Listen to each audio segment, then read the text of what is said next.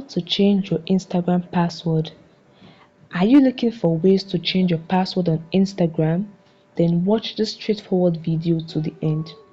This process works for all devices, both the Android and the iOS. Alright, so let's dive into the video. The first step is to tap on your profile icon below, then tap on the three horizontal line at the top, tap on settings and privacy. Now in the settings page, you can either select account center or you search for security using the search icon, type in security. Now tap on password and security.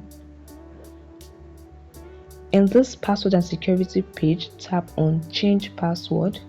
Select the account you want to make these changes for. Select your Instagram account. Now in this page, you have to enter your current password in the first field, enter your new password that you just want to create on the second field, and in the third field, retype your new password.